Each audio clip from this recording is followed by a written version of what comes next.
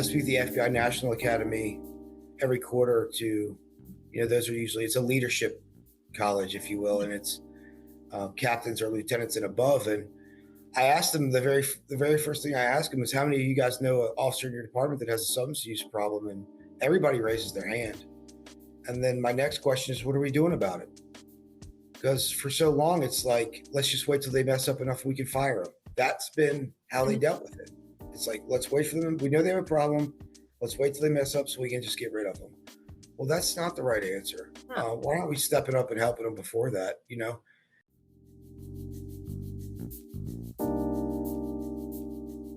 You're listening to Precinct 444, a podcast network from the National Law Enforcement Museum. Today we're bringing you an episode from Lifeline, offering a holistic wellness approach focused on supporting American law enforcement, promoting resilience, safety, and survivability. Welcome to Precinct 444. I'm here today with Keith Shibley of the Washington Metropolitan Airport Authority. He is a seasoned law enforcement officer and also works as a public speaker, talking about the importance of mental health and substance abuse awareness for law enforcement officers. So welcome, Keith. Thank you. Thanks for having me. All right, of course. And before we really get into our interview, please introduce yourself to our listeners and tell us a little bit about your law enforcement career. Sure. I started my law enforcement career at the Metropolitan Washington Airports Authority. I went to the academy in 2002. After the academy, I was on patrol at Dulles Airport for about 2 years. Decided I wanted to kind of do a change. I'm from Richmond, Virginia, so I applied for a transfer to Richmond City Police Department down in Richmond, Virginia. And I went to Richmond as a police officer down there from 2003 to about 2007. About the end of 2007. So I was down there for about 4.5 years. Got some good, a different perspective on policing. My wife's from Northern Virginia. We had a 1-year-old and things just weren't working out in Richmond. So in the end of 2007, I came back to the Metropolitan Washington Airports Authority. Was back on patrol for about 2 years. Applied for investigative position at the Airports Authority. Got assigned to the detective division and was assigned to the FBI's Joint Terrorism Task Force from 2010 to 2020. There I got to do a lot of good stuff, a lot of casework stuff. Got to do some undercover stuff. We basically get, you get sworn in as basically an FBI agent. So you get to work alongside FBI agents doing the same things they do. So that was a great 10 years of my career. I loved it. And I guess we'll get into more in depth of some of the things I did there. And then in 2020, the opportunity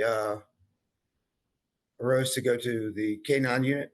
So in 2020, I went back to the Airports Authority uniform division and in the K-9 unit as an explosives detection K-9 handler. And I'm still there. So it's a good job, right? I love working with dogs. Absolutely. And I can imagine working with dogs is a very interesting job to have in law enforcement. It is. It's also very therapeutic. Absolutely. Yeah. And we'll definitely get into that by the end of the interview.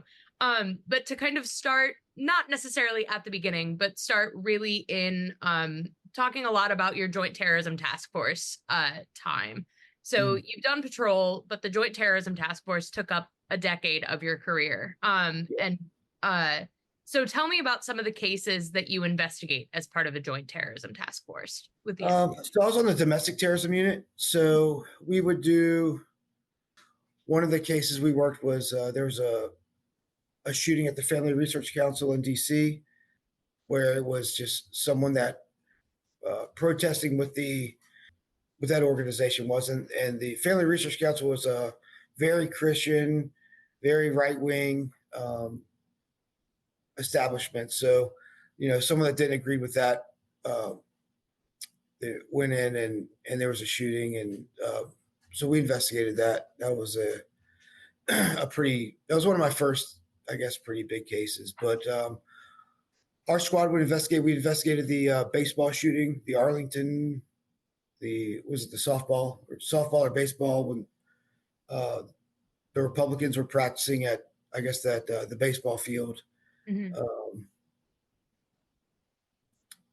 things like that. It was a lot of like the white supremacy movement became pretty big. So we had a lot of white supremacy investigations. Yeah, so those were some pretty good ones. Like one of the cases I got to work in and do a little undercover work was it was a white supremacist that we found online in a right wing chat room, and he wanted to purchase a fully automatic AK-47. Well, he wanted to make his AK-47 fully automatic, which is obviously against the law. Mhm. And it was just some of the rhetoric. It was when Barack Obama was president, so he made statements about wanting to uh, shoot Barack Obama. The Attorney General was African American, shoot him. Um, so we engaged him online, and I played the role of a firearms person that could make his gun fully automatic. So we met with him and discussed it and had a business arrangement to make his gun fully automatic and placed him under arrest. Mhm. So it was a lot of good cases we worked there. Yeah. And how do you kind of prepare yourself to go undercover in those type of situations, even if it's mostly just engaging with them online and trying to come up with a time and place to meet?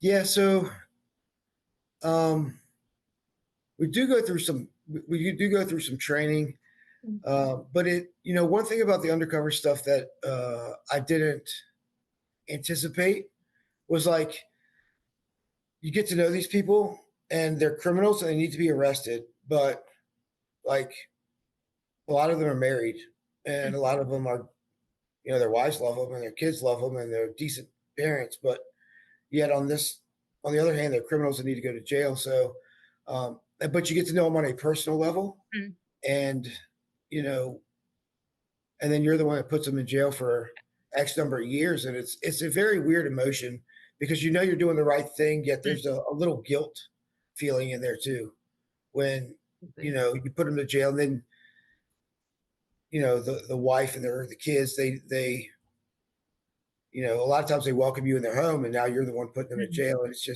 it's but you compartmentalize a lot. A lot of it's just uh, compartmentalizing those feelings so you don't have to deal with them. That's what I did for a long time, and you know, I guess we'll discuss how that came out in the end. But compartmentalizing a lot of different emotions um, and doing not just undercover work, but even before that, like on patrol, like death investigate. Like we have a lot of vehicle accidents on the Dulles Toll Road that we patrol, Oh so yeah. we have fatalities every year, and just seeing those and dealing with those because you have to do your job, and then say you deal with a fatal accident. Well, when that's over and when that investigation's over in 2 hours, you're expected to go right back to work Mhm. and just deal with regular calls after that. And it's just years and years of taking those Mhm. emotions, compartmentalizing them, so you don't have to deal with them at all, which in the end doesn't turn out so well sometimes. Absolutely. And one other big case that I really want to talk about before we move into kind of how that compartmentalizing all of those kind of emotions just to get on with the next part of your day. Before we really get into that. So you were one of the officers that responded to the active shooting at the Naval Sea Command in Washington's Navy Yard on September 16th of 2013. This is an attack that remains the deadliest mass shooting in Washington, D.C. And then for your bravery and heroism that day, you were awarded the Medal of Valor from the Metropolitan Washington Airport Authority. So what was your experience on that day, and how has it impacted your career in law enforcement and even broadly your life? So that morning, the squad I worked at the FBI was kind of also a response squad. So um, we were on the floor with all the specialty units. So, but we were the investigative portion of it. So we had, like a bunch of the DC radio channels up there. So when the call came out as for the active shooter, we got it immediately, and our boss just told me and another task force officer, Shane Matera, he was a Metropolitan Police officer, to go. So we just jumped in the car and went to the Navy Yard. And I really didn't know what to expect there because, in policing, a lot of times the situation's over before you have time to think about it. But you had a lot of time to think about it it was only like a 2-mile drive, but that's a lot of time before you go in there. And so, the call came out as actually 2 shooters with AK-47s is how the initial call came out. So, I remember putting my vest on and I'm like, our vests don't stop those rounds. And, Yes. The gates were closed. We got to the Navy Yard, so we had to run, the 2.5 blocks to the front door. And just a lot of stuff running through your head. Like, for the first time in my career, I was like, on the way there, I was like, oh, this could be not so good end of today, But so the big thing about the Navy Yard was throughout my career, especially in Richmond, I saw a lot of homicide victims. A lot of times they were, within the narcotics game or something like that. But this was truly like the first time where you saw people killed, they're middle-aged people in business suits, in dresses. The shooter used a shotgun, and they were most, if not all, the shots were kind of point blank to the head area. There was a few to the chest, so it was just a visual that you don't see every day, and it's kind of hard to get out of your head. But so we entered the building there. They didn't want to let me and my partner go in at first because we were in plain clothes. We had our vests on that had the markings, but we were in plain clothes. The DC commander at the door that was, I guess, kind of taking a roll call of who's going in and coming out allowed us to go in, but they split us up. Shay went in with a group in the middle of a line of, I believe, 5 uniformed officers, and I went in with the next group of officers. And it was a very big place. It was, the Navy Yard, it was a lot of it was skiffed out. So the cubicles were 5 feet tall, and it was just a big maze. The building itself was 2 city blocks long, 4 stories high. So it was, to describe like how I was feeling going through there, it's kind of hard to do. But then as you're going through, you find people hiding in place. And what we would do was we would have 2 people escort a group out, one in the front, one in the back, because we didn't know where the shooter was at the time. And then the rest of the group would continue on. And after you escorted a group out, you would just form back up into another group of 5 or 6 and then go back in. So I did that a few times that day. I did not encounter the actual shooter. But just the visuals of the aftermath he left it stuck with me for a while. And in those situations, you remember really weird things. Like I remember a lot of high-heeled shoes because women, I guess they kicked their high-heeled shoes off to run. They didn't want to run in their high heels. So Absolutely. that was just one of the things that kind of stuck out in my brain. And yeah, so it was just I kind of equate that day to some of the bad fatal accidents I've worked. They tend to bother me a lot more than a lot of all the other calls I go to, because they're truly just innocent people going about their day. And then the next thing you know something horrific like that happens. Absolutely. And especially those kinds of memories that you bring up. Those are things that not every officer in the United States is going to experience a call for a mass shooting incident or something like that. But they are getting called for fatal car accidents that happen in their communities. And A lot of them are just simply accidents, and those kinds of things stick with you. And you had mentioned earlier that kind of compartmentalizing of those incidents, um, so that you can get through one case and get on to the next one that comes across your desk. And a lot of that comes up. It can be very detrimental to someone's mental health, which is kind of where you're at now with your work as a public speaker. So tell me a little bit about how you got from just being a law enforcement officer and experiencing these things on a day-to-day basis to wanting to make a difference for other officers and kind of taking up this platform that you have taken up.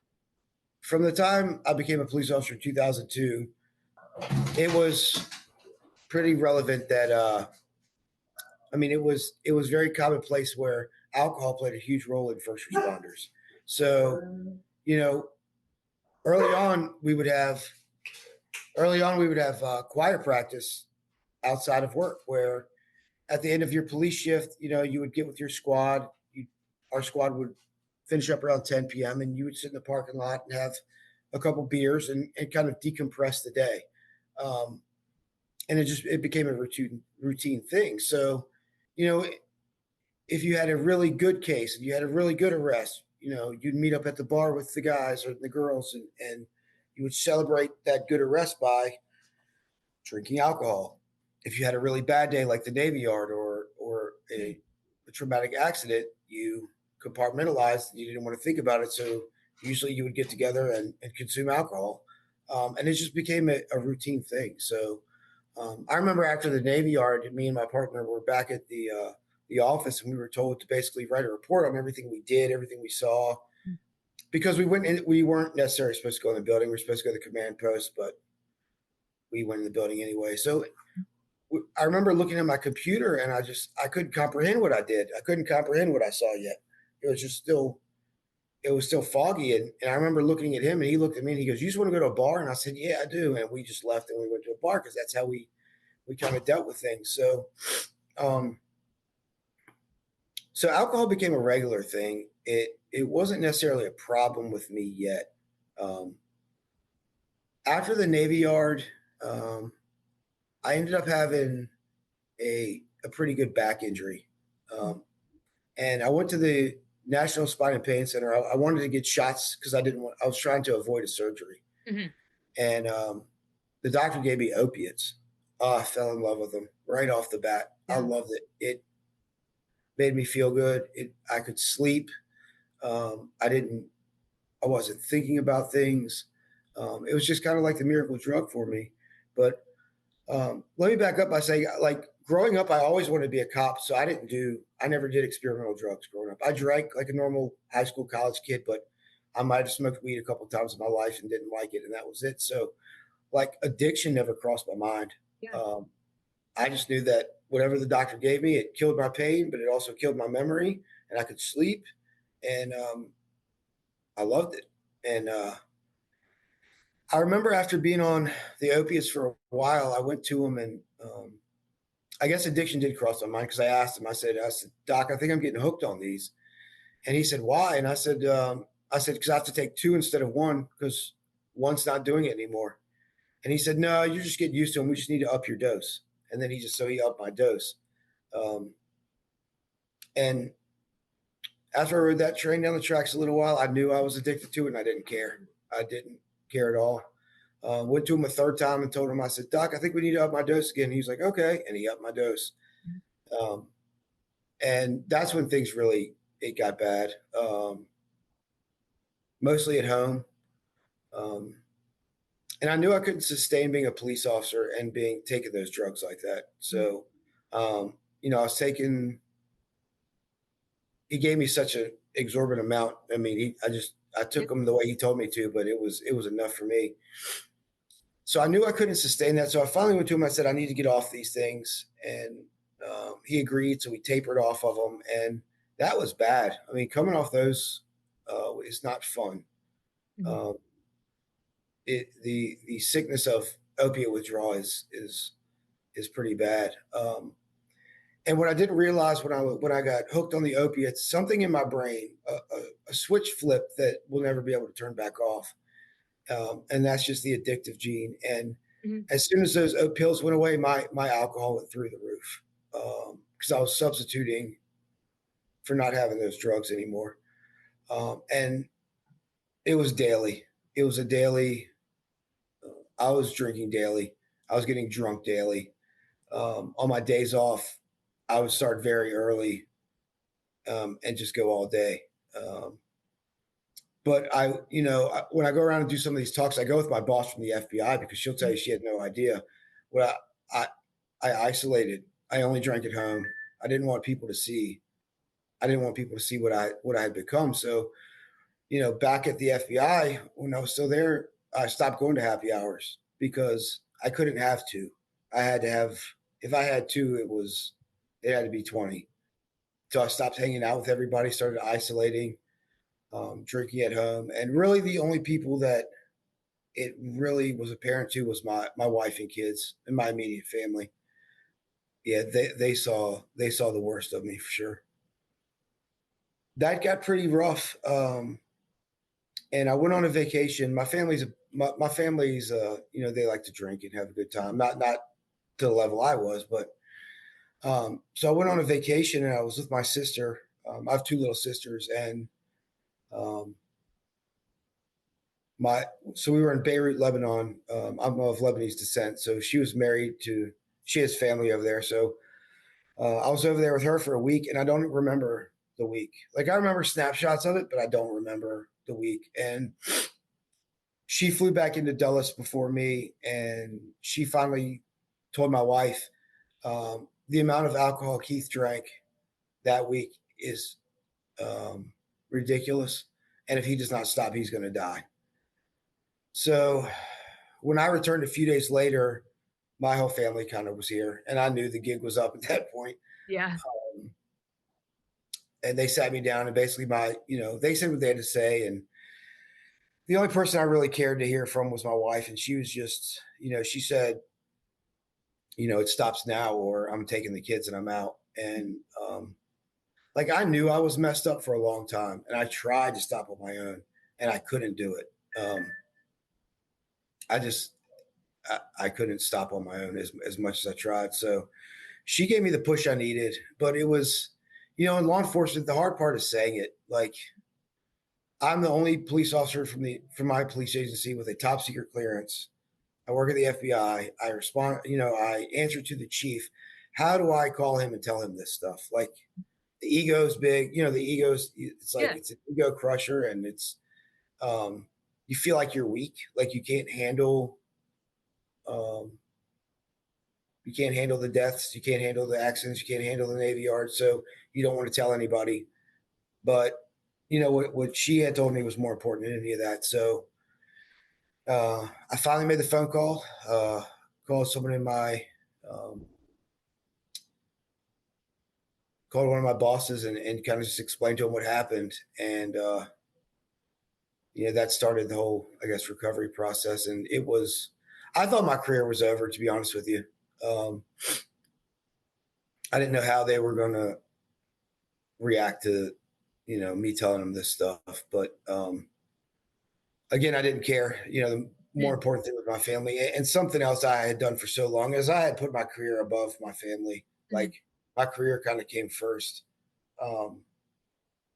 And hindsight, but that was probably not the best thing to do. So I made the call and told them that I had a substance abuse problem. I needed to go get help for it.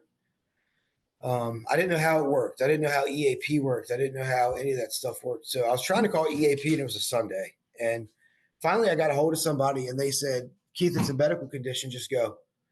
We work it as a medical condition. Go where you need to go. Let somebody know where you're going to be. The paperwork will take care of itself." Um, so I had to go to. I was calling a bunch of um, detoxes and rehabs in Northern Virginia, and I could no one had a bed open. Mhm. And they were all like, "We can take you next week. We can get you in Friday. I was like, "I have to go right. Like, if I don't go right now, I might not go." Mhm. So, um, the closest place that could take me was for a detox because I had been drinking so much, they said I had to go to a medical detox before a rehab would take me. So the closest one I found was in New Jersey. So they sent a car to pick me up. I went all the way to New Jersey for a 7-day medical detox. And that was just a humbling, Mhm. eye-opening experience. You go right in there, and you're in a little office with nurses and doctors, and you're stripping down to nothing, and you're bending over and coughing. And I'm like, oh, this is what happens to prisoners. And I'm a police officer with a top secret clearance, and it was just a very humbling experience. And I was like, how did I get here? Like, how did I get from working all those great cases and awards to not having any clothes on, bending over in front of doctors in New Jersey? Um, so, but I was so mentally, physically, spiritually broken. I told her, I said, I'll do anything y'all ask me to do. This has to stop. Like, whatever you tell me to do, I'll do it. So I spent 7 days there. I went to the group stuff. I went to the individual stuff. And then once my week was up, they found a 30-day rehab for me to go to. It was in Northern Virginia. It was in Great Falls. It was a nice bougie place. It was Yeah. in a mansion. It was great. We had our own chef. Oh, We had wow. massages on Thursday. Yeah, they introduced me to individual therapy. The group stuff I really didn't get because I didn't want to talk about what I needed to talk about in a group setting because, um, I'm in there with people that probably don't like the police very much. Um, so I didn't really want to go into work stuff there. However, individually, the therapist that I was assigned, her husband was a DC police officer. So she wasn't a cop, but she knew more about policing than anybody else there. And, um, I just started working with her and doing what she told me to do. And she told me to take a PTSD test. And, I thought that was something that military people had, and I didn't understand what it was. So um, I told her, I said, I don't have PTSD.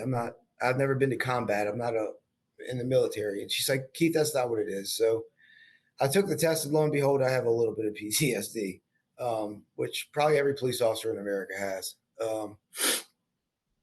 But what I really got from her was I started talking about things that bothered me that I've never told anybody. And it started feeling good. It started just like releasing the weight off my back. And so I continued to do it. And so that month was coming to an end, and I still wanted to drink every second of the day. Like 30 days is not long enough. So, well, one thing we did in rehab was we'd get into what we called the druggy buggy. It was a little van, and we'd go to 12-step meetings every night. It was mandatory. And I didn't get those. We'd go to AA meetings and Narcotics Anonymous meetings. And like I said, the group setting just really wasn't for me. But at the end of my 30 days, I was so petrified of picking up a drink. People just said, make it to one of those meetings that you don't like. Just go home, do what you got to do, and make it to one of those meetings that night. So I did.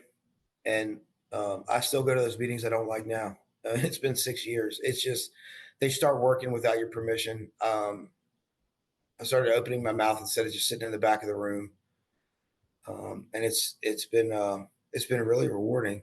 I also elected to go to a 12-week intensive outpatient program because like I said, a month just isn't long enough, and I just wanted to drink all the time. So I'd go to those. I'd go to the intensive. I'd go 3 nights a week to the outpatient stuff, and I'd go to the 12-step meetings, and got me a sponsor through the 12-step meetings, which is it's great. It's an older male in my life I'm not related to, that I don't work with, that I trust 100%, that I can tell absolutely anything to, and I know it's not going anywhere.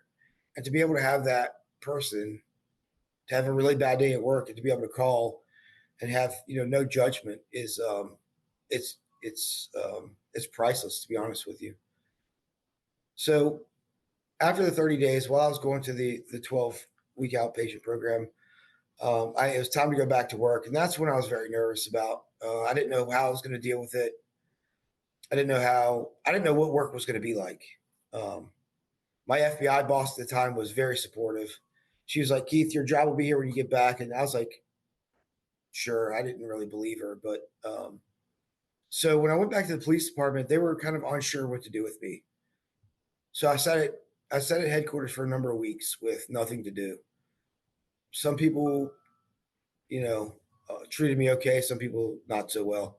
Um, and I just wanted to get back to work somehow and just kind of move forward. But so I remember one of my first days back, this guy was walking down the hall, and he was like, "Where have you been, man?" And I was like, "Rehab." And he started laughing. He goes, "No, seriously, where have you been?" And I was like, "No, rehab." And at that point, I just decided to rip the Band-Aid off. I don't care. I mean, you're going to talk about me or you're not. Um, so I just was open about it, and just kind of went from there. And my FBI boss talked to the police department, and they agreed to let me go back to the FBI for a year. Well, up to a year. They just to kind of finish my cases, at least kind of go out on my own terms instead of going out poorly. And I appreciated that. So went back to the FBI, kind of closed out my stuff. But as I was just open about it, people started coming up to me about, uh, how big of a problem this kind of is in law enforcement. Um, and we had gotten a new deputy chief that had come over from Arlington County, and he approached me one day and he said, "Keith, I heard you're pretty open about your substance abuse." And I said, "Yes, sir." And he said, "Fairfax County is doing a video on alcoholism.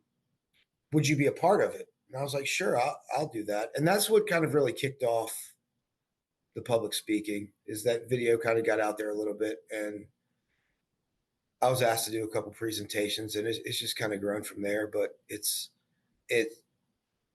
I never anticipated it to get to where it is, and I really never anticipated my phone to ring as much as it does. There's a lot of cops out there that are suffering in silence that just need to be told it's okay to say that this problem has gotten out of control with them, and that asking for help is not a career ender.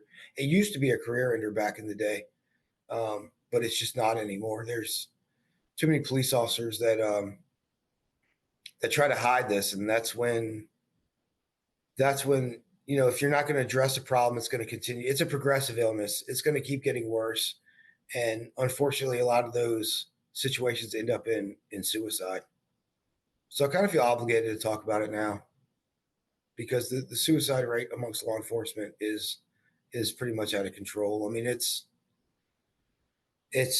almost the same as line of duty deaths every year, and that's just active duty law enforcement. The number of retired law enforcement officers that kill themselves is a number greater than that I haven't been able to find a specific statistic on yet.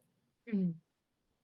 Absolutely. And I think that like you had mentioned that asking for help used to be a career ender. It was such there still continues to be some stigma around mental health and law enforcement. I know for us as an organization, we seem to be talking about mental health for law enforcement officers more, the importance of mindfulness and being able to ask for help. And a lot of research is coming out about PTSD in law enforcement officers. I know one of the big contenders to that is just the number of mass shooting incidents that more and more officers are having to respond to.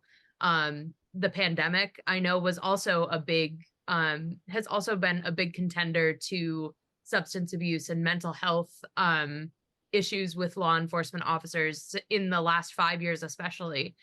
And I think that the public speaking, hearing from more law enforcement officers like yourself who have been through their own struggles and asked for help when they needed it, knowing that there may be some implications to their careers, is a very powerful thing. And I wanted to ask you, what kind of response have you gotten from your colleagues, from your peers, from the people that you speak with as part of your public speaking engagements.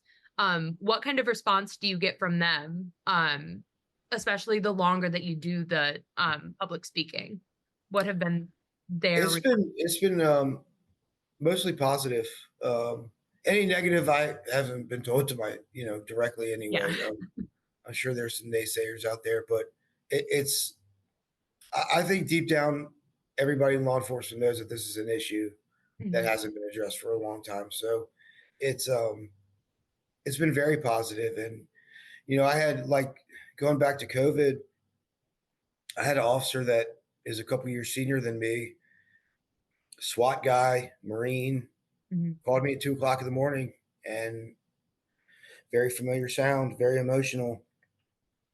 And he was just he's like, I can't stop. And we talked for a while, and I was like, all right, man. I said, I need to ask you if you thought about killing yourself. And he said, I've had a gun in my lap for 2 days. Um, so I drove to his house, and it's still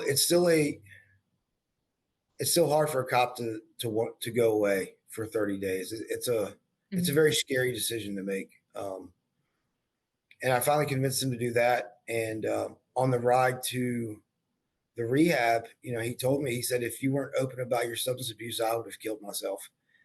And you can't put a price on that. Uh-uh. That you can take every medal, every award away. Like, you can't put a price on that kind of stuff. And he's doing great. And there's this place, like, I wish I knew about it. There's a place called Harbor of Grace, and it's about 30 minutes north of Baltimore. It is a substance abuse and mental health place for military and first responders. All their They have an in-house detox, so you don't have to go to a New Jersey place like me. All their clinicians they're trained for to help first responders.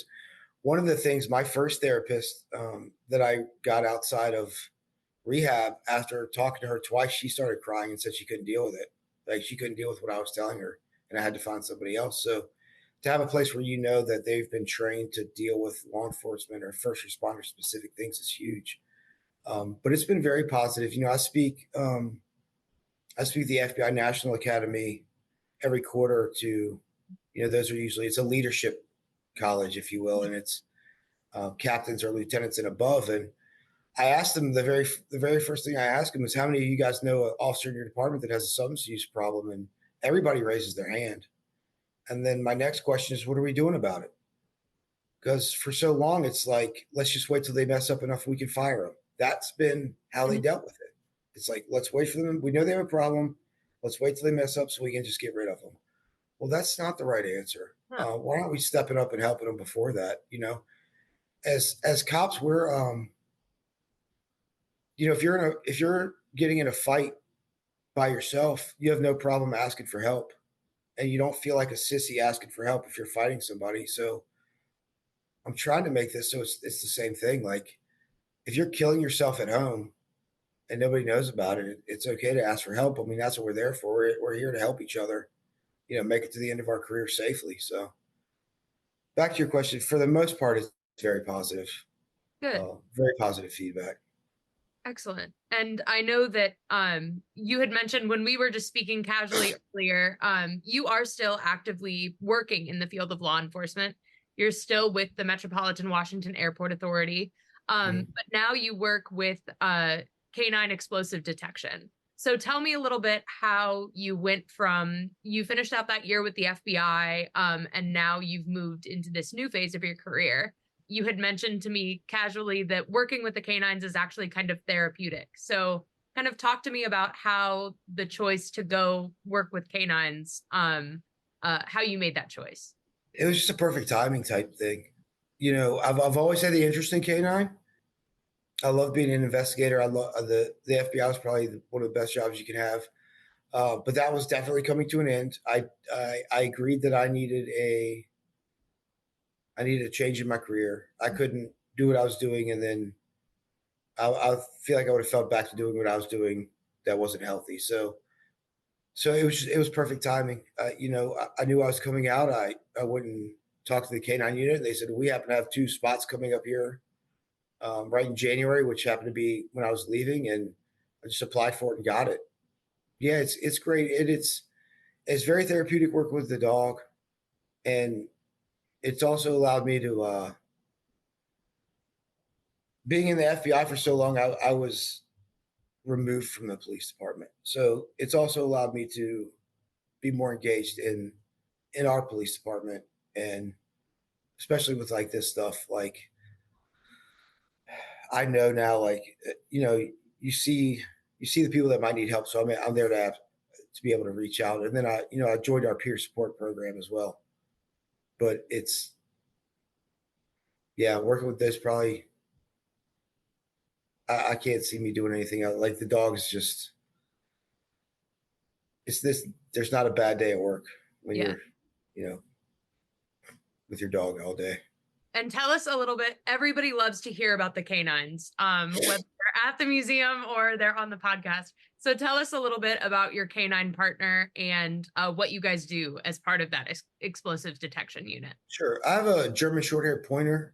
His name is Aegis, um, and he is I think it's 23 explosive odors he knows.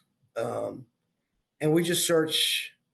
People come to the airport and they leave bags laying around, and they leave their car parked where they shouldn't. So we're pretty busy running to, make sure a bag isn't something nefarious or a vehicle that's parked on the departures ramp. But we'll search cargo, aircrafts, with like, being in DC with like we were talking the election coming up. We do a lot of private aircraft searches. So either the day's either training or searching bags and cargo and aircrafts and stuff like that. So it keeps us busy. Yeah. And But do you have, watching the dogs work is amazing. yeah. Just to see them pick up on something that no human could ever pick up on and do what it does is pretty amazing to see. And do you have other pets at home that he has to interact with, or is it So just, I have a tiny Jack Russell. He's the boss of the house. He bosses all the dogs around. I have a retired German Shepherd. That was okay. my first explosive dog, and then my German Shorthair Pointer. So yeah, we have 3 dogs. No grass in our backyard. Yeah. Um, And does the retired dog ever get jealous of the active dog that's working? Because I've I think had so. Yeah. conversations So a when he little sees bit. us leave for work, he Yeah, likes to bark a little bit. they get into a routine of getting up and going to work with you. Like it's as they're just like any other dog. They're kind of bred to serve their Mhm. human and be around you every day. And once that routine is up, they're still ready to go. They don't know that they're retired. So Yeah. but I always enjoy hearing those kinds of canine stories from the officers that work with them. And it's very I've heard from other canine officers that it's a very as demanding as it can be having a canine and having the responsibility of having the canine officer with you. It's equally as rewarding and even therapeutic, as you've It said. is. Yeah, it Yeah. really is. And as we wrap up, what would you suggest to any other law enforcement officers who may be finding themselves either they've gone through this kind of substance abuse program, or they've had their own experience with substance abuse, or they're kind of on the fence about asking for help, or any officer that may know someone else on their department who may need help but is too afraid to ask for it? What kind of advice would you give to them today as we close out? The individual officer is pretty much the only one that really knows if they have a problem or not. I knew I had a problem for a long time. The best advice I could tell you is this: is if you've crossed that line of it's a problem, and you've tried to stop and you can't, you need to reach out for help. You're not going to be able to stop on your own, and it's just going to progressively get worse. If you reach out for help, there's actual looking at your EAP, there's actual laws that kind of protect you from losing your job. If you just raise your hand and say I need help, it's not like they can just come around and fire you. The disciplinary stuff usually comes because you don't ask for help and something bad happens. So yeah, I mean, if you know someone that has an issue, say something to them. So I asked several people, that were close with me, and some people said we kind of knew, but we didn't know for sure. And I asked them why they didn't say anything, and they said they didn't want to make me mad. Mhm. And I'm like, I don't know if I would have responded to them nicely, but I would rather someone not like me for the rest of my life and have them sober and mentally well than not say anything, Mhm. have them continue what they're doing, and their road could ultimately end up in suicide. I'd rather you hate me and be alive than like me and be dead, So if you do have that friend that you're on the fence about saying something about, just say something, because that one conversation could be the catalyst to save their life, to be honest with you. And I want to thank you again for taking the time to speak with us today on the Precinct 444 podcast. We really appreciate your vulnerability and your willingness to speak on such an important and very timely topic. So Keith, thank you so much for your time. Thank you. Yeah, absolutely. Please subscribe to Precinct 444 on your favorite podcasting platform to stay connected and to receive our latest content as soon as it drops. We would love to hear from you. Send in your questions, comments, and feedback to precinct444@nleomf.org. You can help us make our content even better. The National Law Enforcement Museum is located at 444 East Street Northwest in Washington, D.C., and is dedicated to telling the story of American law enforcement. We expand and enrich the relationship between law enforcement and the community through educational journeys, immersive exhibitions, and insightful programs. Find us online at lawenforcementmuseum.org and stay tuned for more podcast content from Precinct 444. Until next time, stay safe. We'll see you at the precinct.